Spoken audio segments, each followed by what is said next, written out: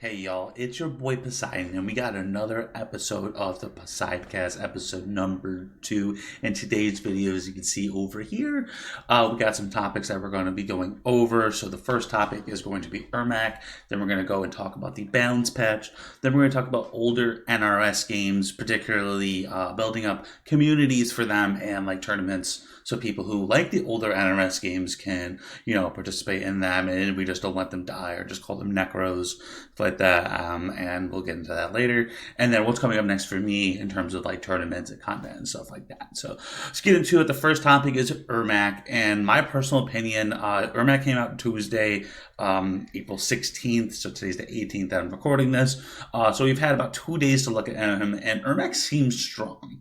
I don't think he's S tier. I don't think he's as strong as Peacemaker was. I think he's like upper mid tier, lower high tier. He has some good synergy with some cameos. We've seen some synergy with Janet, seen some synergy with Frost, Jax, Scorpion. So it seems like he has a few cameos he can work with, even Chameleon. I think anyone works with Chameleon, though. That's who I've been trying him a little bit with, because she's just broken, and she's like the best cameo.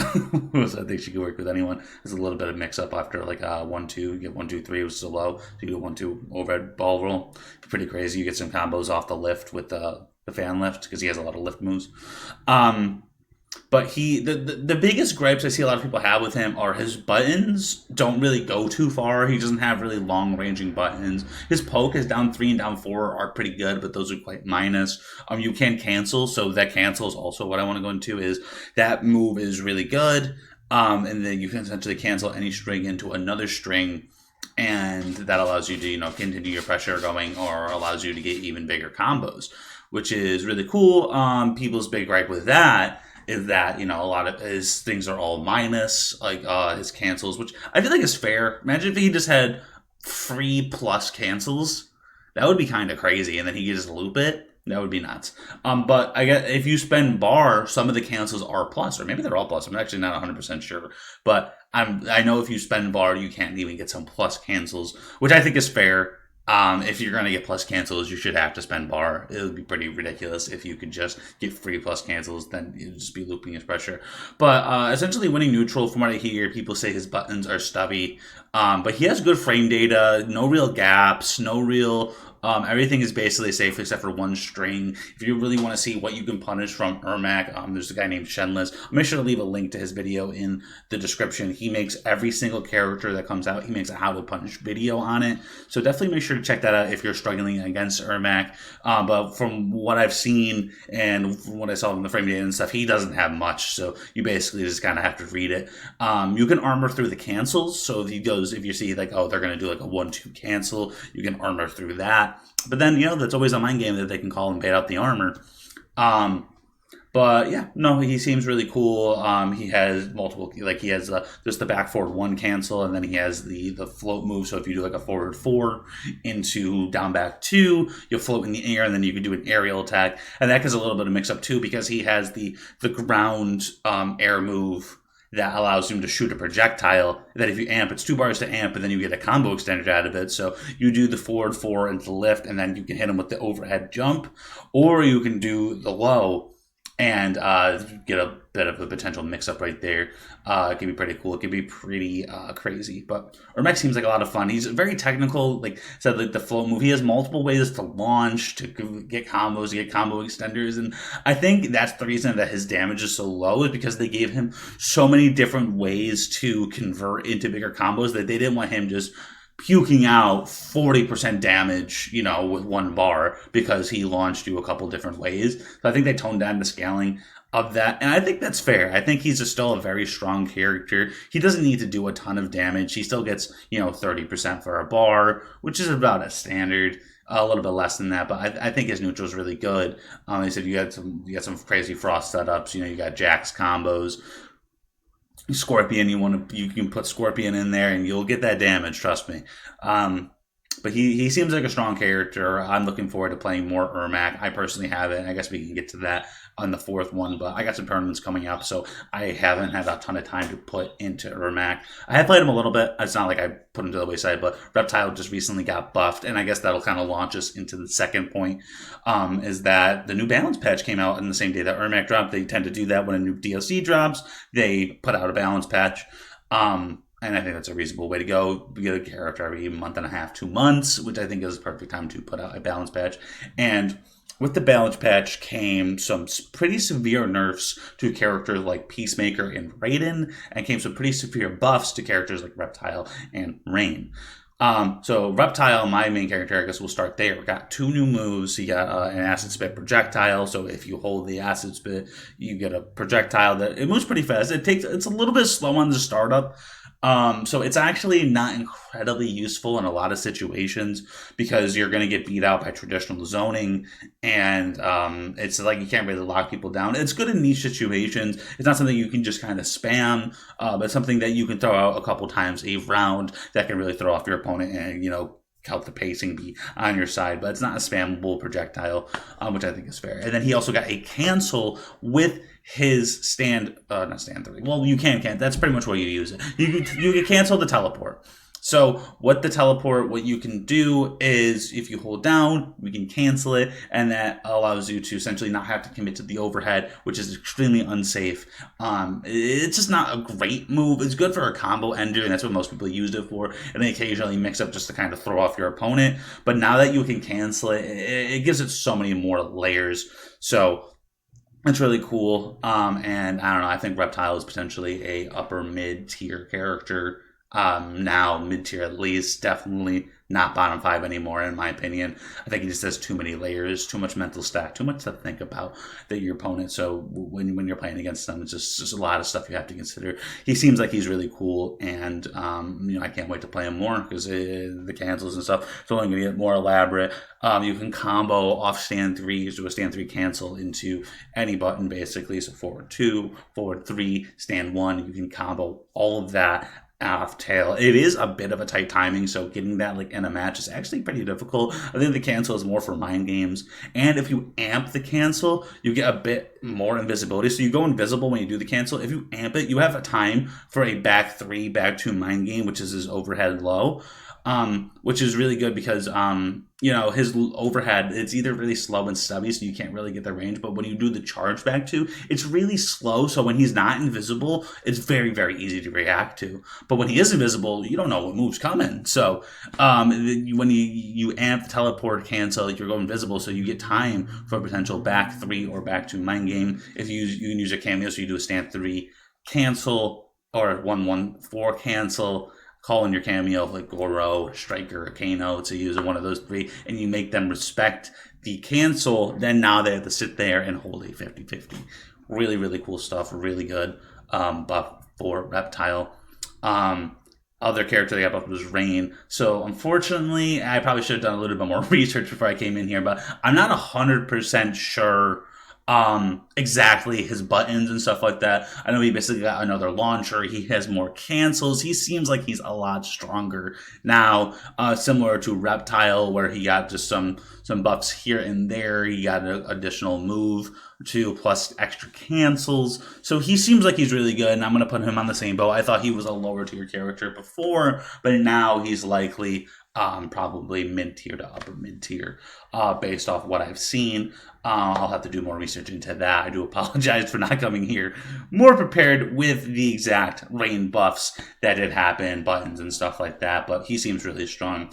So let's go into the nerf side of things, and the 2 biggest losers I feel like from this patch were Raiden and Peacemaker. Raiden, his Storm Cell pretty much got nerfed to the ground. You can still use it, obviously, but what it used to be is you would do any string into Storm Cell or electromagnetic force, or whatever they call it. We call it Storm Cell. It's Storm Cell.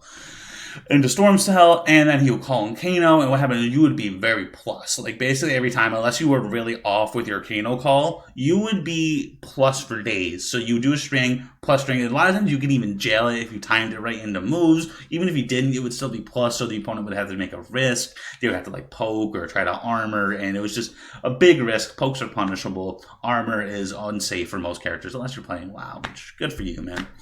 I'm happy for you. Lao sells a plus string right here. And so electric, so it doesn't pull you in anymore. Not only that, it's a lot more minus. It doesn't pull you in anymore. And if you jump in, it won't hit you unless it's start of a combo. So if they poke you, the poke hits you, and then you're in the airborne, it'll hit you still. But if you jump, if you poke, you block it, and then you jump before the Storm Cell comes out, like poke Storm Cell is a huge, crazy, strong game for Raiden, because he could just do that and then loop it and be plus and get a lot of chip damage. And then unless you flawless block the poke or the first hit of Storm Cell, one of the hits of Storm Cell, you would just eat all that chip damage, and he would be plus to be able to keep his turn. Can't do that anymore. And, well, you can, but you're barely plus, and if you jump it, you, after poke, you won't get hit by the Storm Cell, and it's good, it's strong. I'm starting to see other people use different cameos. Like yesterday, I played against a Raiden Scorpion and a Raiden Motaro. I think it's really good for the character overall. I know people are probably sad and upset, their character, if they main Raiden got nerfed. Nobody wants their character to get nerfed. But I think his game plan was just too straightforward. It was just too boring. It just wasn't fun for probably people playing it as well. I know a lot of like Raiden fans are even like, yeah, I'm kind of excited about this. It gives opportunity for new cameos. Like I said, I never in my life played a Raiden Motaro, and I ran into that yesterday because you just, Raiden Kano is basically dead. You know what I mean? It was just like, you're kind of silly if you weren't playing Raiden Kano, you're probably playing Raiden Chameleon, and if you weren't playing that, then I don't know what you were doing. You were trolling. You were not playing the optimal variation. So we're going to go next to the next character, which is going to be Peacemaker. So Peacemaker received a lot of damage nerfs, and I think his biggest nerf was actually to his force field. So force field used to be you could essentially tank endless projectiles until the cooldown. And the thing is, it came up so quickly, and it was so easy. It cost no resources to put out. And shout out to my cat right here. It put no resources to put out. And it came up so quickly, and you could dodge endless projectiles that you just became the best zoner in the game. Like, his projectiles were good as they are, and they're still good. But then you become projectile immune super quickly, no resources, super easily, and you could just spam projectiles, and your opponent couldn't do anything about it. They couldn't counter zone. But now his armor only absorbs 2 projectiles, and it doesn't last as long. So I think it's still strong. I think it's still good. I think it still makes him an elite zoner, still one of the best in the game. But it seems like they made his plan like he has to be more of a zoner, and it's not just he's the best zoner when he gets force field, and you can't do anything about it. Now there's a little bit you have to think about, like a character like Reiko stars will just go right through it. So you throw your Reiko stars, and unless he blocks it, you're going to break that armor. Which is really cool. I think that's really good, for the span of the game as well. They also gave him some damage nerfs. Nothing too crazy, but he was doing a lot of damage for being probably the best zoner in the game to also do insane damage, basically meterless, have multiple launchers. I think it's fair. I think they did good with the damage nerf. Now he's doing like low 30s when he used to do mid 30s. And then with cameos and meter, potentially could do even more than that. And the corner, obviously, he still gets decent damage. But I think those are good nerfs for the character. And, I'm not one for nerfs. Obviously, I'm one of those people that like buff everyone, make them all better. Don't make characters worse. But I think when the gameplay gets kind of toxic, like what Storm Cell did, where it's just like Storm Cell and the plus framed, and you're getting so much chip, and you got a flawless block, or you're going to eat chip, and even flawless blocking doesn't get your turn back, just makes it so you don't die from the chip. Peacemaker was just kind of like, I can run away, I can spam projectiles at you, I can put up a force field, there's nothing you can do about it, and then when you get in, I'm going to hit you for mid 30% no meter. But now, also, they got rid of the double eagle glitch. So I'm not sure if it was a glitch. I call it a glitch, but it wasn't supposed to be in the game. It wasn't in the game. I'm going to call that a glitch. So now if you block eagly, he still goes on regular cooldown. It used to be if they would block it, you could just shoot off another eagly, mid-eagly, and it would hit him, and you would die. He wouldn't die, but you would get hit. It was actually very strong, so they got rid of that and makes it so you can't just spam double eagly. Mid eagly, make your opponent respect it because it's a mid. You go on the same amount of cooldown, which should be about 3 seconds, which is a lot. Second is a very long time in a fighting game. So, I think overall both those characters are probably mid-tier characters now. I'm not 100% sure. Like we said, we're too early in the game to really say Ermac is bad, or Reptile's buffs made him top 5, or Rain's buffs made him high tier. You know what I mean? I think it's just too early to tell. But I think overall this patch was awesome. I hear a lot of really good things coming from a lot of people.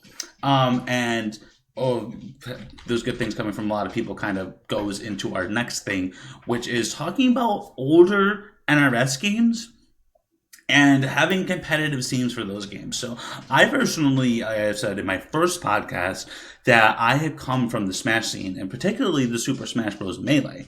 So I started competing in Super Smash Bros. Melee in 2016. So the game was out for 15 years before I started competing in it, which is pretty crazy. You don't really hear about that. Usually people just play the newer game, but there's such a scene for it, and there's so many tournaments that there was locals at my college for Super Smash Bros. Melee. Which is really cool. And you see it in other games like Street Fighter Third Strike just got announced at EVO. It's one of the 8 main games at EVO is Street Fighter Third Strike, which was the third iteration of a game, a different patch of it made. But it's not the newest game. They're on Street Fighter 6 now, but Street Fighter Third Strike is at EVO. That is super cool. I think that's awesome. And the reason I'm talking about NRS games is that there's a lot of talk. There's a lot of people who just don't like Mortal Kombat 1. And the thing is, and I personally would love it if they put that energy of hating the game into building up a scene for the game that they love, or building up a scene for the game that they really like. Because a lot of these people that don't like it are people who played previous iterations of the game, and they spend so much time and energy hating on the latest version of the game, which I know some people in the Smash scene do. But what happens is there's literally basically a major a month for Super Smash Bros. Melee, completely grassroots. Nintendo has nothing to do with it. Nintendo has nothing to do with the Ultimate scene too, and that's basically the biggest fighting game in the world in terms of players. Every community, you go anywhere, you can go to some small town in the middle of Alaska, and they probably have a Smash local. They probably have an Ultimate local that gets 10, 15 people. And that's all completely grassroots. So I think, at least for the NRS scene, it seems like people and we have a ton of grassroots Mortal Kombat 1 events, but the thing is, if you like the previous iteration of the game, there is room for it. And the reason that I'm personally going into this topic is I've actually started an Injustice 2 bi-weekly tournament. I ran 2 events, and those events both went amazing. They were awesome. A ton of support from the scene. People were like, I enjoy these events. Please do more. And it's just really cool. And Injustice 2 was actually the NRS game that got me into the NRS, games competitively. I didn't play it. It was through watching the last Pro Series of Injustice 2. I said in my previous podcast, I talked about when I went to Combo Breaker in 2018. I watched Injustice 2 Top 8, and it was pretty much the first Injustice 2 competitive Injustice 2 that I watched, and it was just so cool. It was so much fun to watch. It was so cool seeing people have mastery of their characters and just watching superheroes fight superheroes, that it really piqued my interest in the series. And I hear a lot of people talk about it. There's still a scene for it. There's a Discord that seems to be more active than most MK1 Discords that I know for Injustice 2. The tournament went super well. Tonight, personally, the Thursday, April 18th, I'm going to be running an MKX tournament, because I hear a lot of people talk about MKX as if it's the best Mortal Kombat game. I've seen people make videos on it. I see people who didn't really like MK11 towards the end of MK11, but MKX, even people who don't like MK1 playing MKX, and I'm not just here, but something I want to do is help these people have communities, because I never really played Injustice 2. I played a very minimal amount. I've never really played MKX. I played a very minimal amount. But there is a possibility to keep these games alive and have tournaments and have active scenes for them, but it all has to be grassroots. We're not going to get NRS to come back. Maybe they will one day. Maybe they'll run like some big tournament featuring all NRS games all the way back to MK9 or maybe even 3D era games. That would be really cool, but it's not something that we can consistently rely on. So if we want scenes for these games for MKX, Injustice 2, even Injustice 1, MK9, then we have to do it ourselves. It's up to us and MK11 and FK11 even. Not MK11 Ian, that's my name. But we are responsible for doing that. And if we want to have these scenes and want to have games that thrive, we're going to be responsible for running events for them. And it's just the way it is. It's the way it's going to go. And if we want scenes for those games, we're going to have to do it. And I'm happy that, run just 2 tournaments. This MKX tournament goes well tonight. Maybe I'll start doing those bi-weekly. And I kind of just want to prove, I'm not sure if I already stated this, but just prove that you can build a scene for these games. And there's people that want to play them. And instead of putting your energy toward hating the most active game, just trying to pressure NRS to make this game that you like, just play the game that you like and try to build a scene for that. And if MK1 ends up being better, and I understand that you shouldn't just sit there and just not do anything. I get like pressuring and be like, hey, we want this, we want X, we want Y, we want Z. Please be better. Don't let them rest on their laurels. And you can actually get some difference and some change. But there are communities out there, and there are people who want to compete in these games, so definitely try to put your efforts towards doing that. There's people out there, and I have major respect for Tom Brady, for example, but if you look on his YouTube, I'm subbed to his YouTube, it's just like every day it's just something about MK1 that he just doesn't like, and he has such an influence. He's been in the scene for so long that he could pretty much single-handedly build up a community for one of these games that he really likes and enjoys. And he's on his grind. He's making his money through, complaining about MK1 games, and maybe he is getting some changes. Maybe he's influencing that. I'm not talking anything bad about Tom Brady, but he definitely could build up a scene, whether he wants to do it himself or just promote someone else's thing. Like, hey, there's this guy running MKX tournaments. You should enter those. Or, hey, I'm going to run an MK9 tournament. I'll put like $100 on the line, download Parsec and, let's get in here and host this tournament. It's going to be sweet. I think, they definitely could do that. And so could a lot of other people. I know Destroyer for a long time at the end of MK11, or even towards the middle, was pretty much carrying the MKX scene on his back. I know there's other people that ran it, like a Variable Skill hosts, like Koths and stuff like that, which is really cool. And I think, all these scenes can survive, and we all could live harmoniously. And it doesn't have to be just the most recent game. You don't have to be, I don't like the most recent game. I'm done with NRS, the community, until the next game comes out. There were previous games that you did enjoy that are still being pushed, are still being innovated. MKX in its time only had a 2-year life cycle, because there was only about 2 years before Injustice 2 came out, and Injustice 2 had less than 2 years before MK11 came out. So these games still could definitely be innovated and still have a lot of life left in them. Okay, guys, so we're going into the last topic, the fourth one, which is what's coming up for me. So I just want to talk about some tournaments and stuff that I have coming up, and potentially some content. So as you guys know, I'm going to be doing this podcast basically every Thursday morning, about maybe Friday morning. I'm going to try to get an episode out about once a week, just talking over general topics that are going on in the community. I know next week I'll probably be talking about Texas Showdown, which is coming up next weekend. So I think it's the 26th through the 28th. There's going to be Texas Showdown, Mortal Kombat 1 tournament. It's going to be really cool. Texas is a big scene, and there's going to be people traveling in. It's going to be really cool. I'm going to make a video about, who players to watch out for at Texas Showdown. That's going to be coming up. Of content for me personally this weekend. I'm going to be going to Erie, Pennsylvania, competing in a Rust Belt. Not only is it a Mortal Kombat 1 tournament, but they also do Super Smash Bros. Melee. So that's going to be really cool. So I'm going to be traveling out there, competing in both games. The tournament's going to have players like Ludi's going to be there, Sunio, Brett for MK1. For Melee, we got a couple guys from Syracuse. We got my boy Monk. G Nasty's going to be out there. Brett also plays Super Smash Bros. Melee, so he'll be there. I'll be there as well. So it's going to be really cool. I'll definitely make sure to update you guys probably on Twitter about how I did. If you guys aren't following my Twitter, I'll make sure to leave a link to that in the description if you want to drop me a follow. That'd be greatly appreciated. And I usually promote like when I upload YouTube videos and stuff like that, or just generally talking about stuff.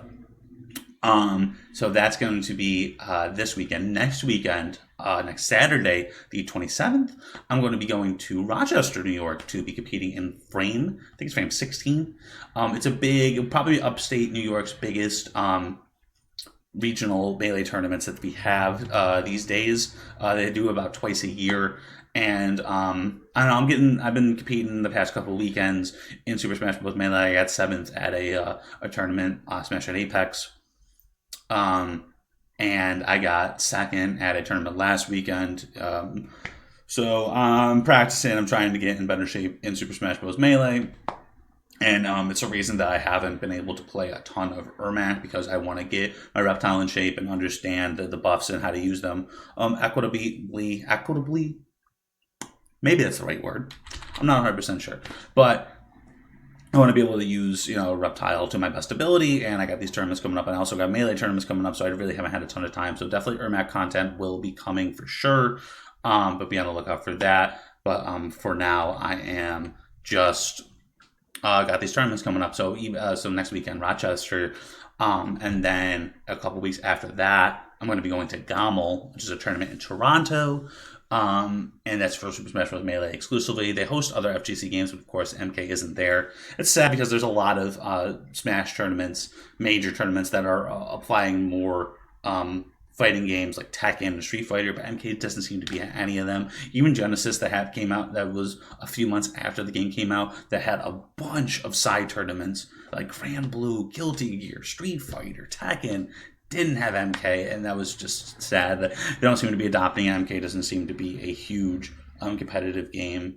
And it is what it is. We have a ton of online events, and we have offline events coming up. So that's gonna be middle of May. The end of May, about 2 weeks after that, I'm going to be going to, or maybe it's a week. I think it's a week after that.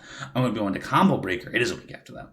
I'm going to Combo Breaker, and I'm going to be competing in Mortal Kombat 1 and Super Smash Bros. Melee. That is a pro comp event for Mortal Kombat 1, so I'm going to try to be in tip-top shape for that. And then also Super Smash Bros. Melee. Last year, I got 9th at Combo Breaker for Mortal Kombat 1. I got 33rd, I think, for Melee, which are both really good placements. I think Melee had like 400 or 500 people, and Mortal Kombat had like 100 or so. So it wasn't like, whoa, you fucking crushed it, but it was still, a major player, and I was one game away from top 8, which would have been cool, but I got a medal, but it's what it is. I'm going to go out there and do my best. I'm just going to be grinding for those tournaments, but that's what I have upcoming up recently. And then 2 weeks after Combo Breaker, it's going to be Last Chance Qualifier, and that's relatively close to where I am, so I might go. I'm actually not 100% on Last Chance Qualifier. I'll see how streams go and stuff like that. If you guys want to support my competitive journey, all the revenue and stuff that I make through, when I hopefully eventually get partnered on YouTube and through my streams and stuff like that, I'll help. I also work full time, so I put money towards that.